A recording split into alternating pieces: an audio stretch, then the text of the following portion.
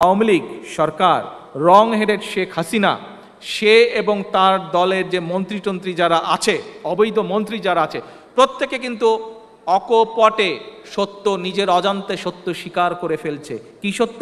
যে আওয়ামী লীগ গণতন্ত্রে বিশ্বাস করে না।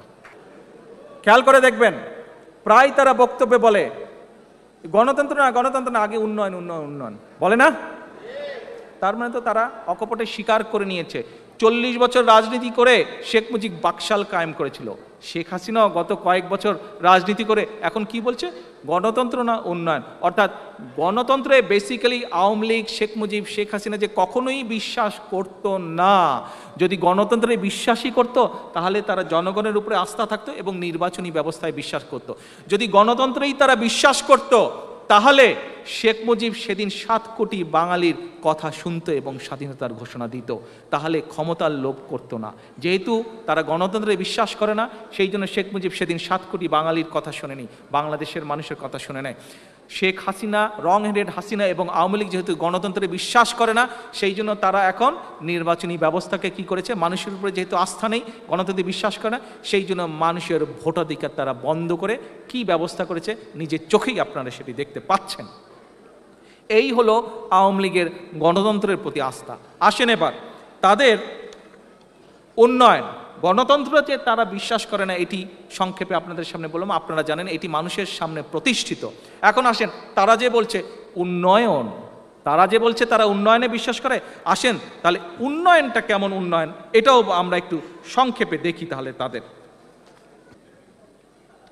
এই মার্চ মাসের, চলতি মাসের বাংলাদেশের আরেকটি মোটামুটি প্রচারিত পত্রিকা, সেই পত্রিকা বাংলা একটি পত্রিকা, পত্রিকাটি প্রথম আলো নাম, শুনেছেন তো নাম নিশ্চয়ই সবাই নাকি? আচ্ছা, প্রথম আলো পত্রিকাটি একদিন শিরোনাম নিউজ করলো। কি শিরোনাম নিউজ করলো? মূলধন খেয়ে ফেলেছে 7টি ব্যাংক, 7টি ব্যাংক মূলধন খেয়ে ফেলেছে। রিপোর্টের একটা ছোট্ট অংশ শুনেন।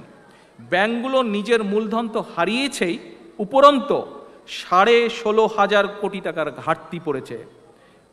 ব্যবসার পরিবর্তে এখন এসব ব্যাংক এখন মূলধন জোগান নিয়ে চিন্তিত। ব্যাংক 7টি, জনগণের টাকা, কিন্তু আপনাদের পাঠানো রেমিটেন্সের টাকাও আছে এর মধ্যে। ব্যাংকগুলো হচ্ছে সোনালী ব্যাংক, রূপালী ব্যাংক, বেসিক ব্যাংক, কৃষি ব্যাংক, রাজশাহী কৃষি উন্নয়ন, বাংলাদেশ কমার্স ও আইসিবি ইসলামিক ব্যাংক। এটি শুধু ব্যাংকের কথা বললাম। শেয়ার মার্কেটের কথা কি ভুলে গেছেন না মনে আছে? হ্যাঁ, পরে কিন্তু আবার দল যখন ইনশাল্লাহ ক্ষমতা যাবে তদবির করতে আসেন না, ভাই ও ছিল কিন্তু ও ভালো পেয়েছে, এই তদবির করতে আসবেন না। শেয়ার মার্কেটের বিচার হবে। 30 লক্ষ মানুষ সর্বশান্ত হয়েছে, কাজে বিচার হতে হবে। এখন এই হচ্ছে আওয়ামী লীগের উন্নয়নের ধারা দিলাম। ব্যাংকই লোপাট, তাহলে বুঝেন দেশের অন্য সেক্টরের কি অবস্থা। 7 ব্যাংকই লোপাট। আচ্ছা, আমরা সবাই জানি এই যুক্তরাজ্যে যারা বাংলাদেশি আমরা বসবাস করি, তাদের মধ্যে একটি জেলার অধিবাসীর সংখ্যা সবচেয়ে বেশি, 90%, সিলেট অধিবাসী। আমি নিজেও সিলেটের জামাই। এখন আমার শ্বশুর বাড়িতে আপনারা একজন মালকে বেশ বড়সড় করেছেন, আছে না একজন? বোগাস কি জানি, ইয়াস।